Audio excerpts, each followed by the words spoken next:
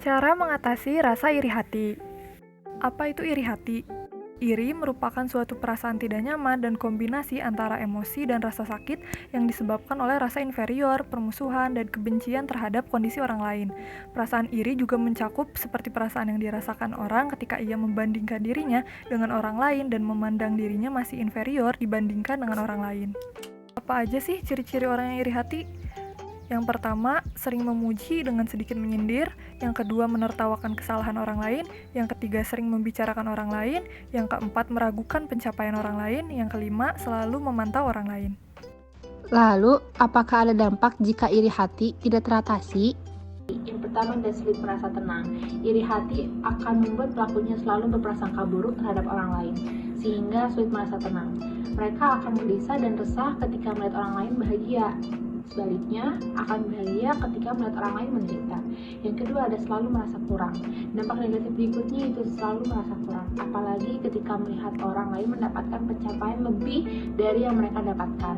Jika situasi seperti ini terus-menerus dilakukan, maka akan membuat energi semakin terkuras. Dampak jika tidak teratasi yang ketiga yaitu mudah marah. Seseorang yang mempunyai sifat iri cenderung mudah marah karena mendapatkan saingan dan merasa susah dikalahkan.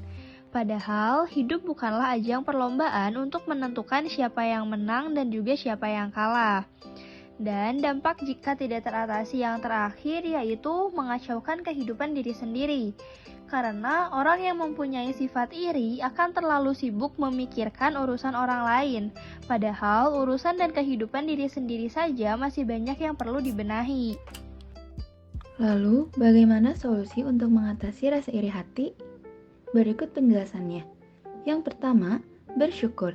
Dengan bersyukur pada apa yang kita miliki, ternyata sangat bermanfaat loh, dan dapat mengatasi perasaan iri yang ada di dalam hati karena kita selalu merasa cukup dengan apa yang kita miliki. Yang kedua, mengubah pola pikir.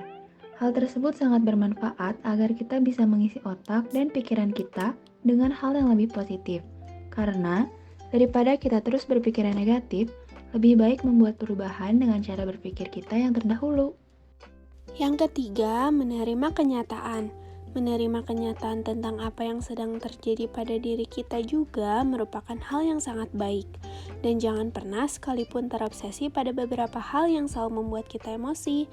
Dan mengontrol perasaan yang ada di dalam diri kita juga akan jauh lebih baik. Yang terakhir, mencari hal yang positif. Untuk bisa menghindari rasa iri hati, ada baiknya juga kita mencari sisi positif yang ada pada diri kita, sehingga hal tersebut akan mengubah pandangan dan juga cara berpikir, dan rasa iri pun tidak akan pernah muncul lagi.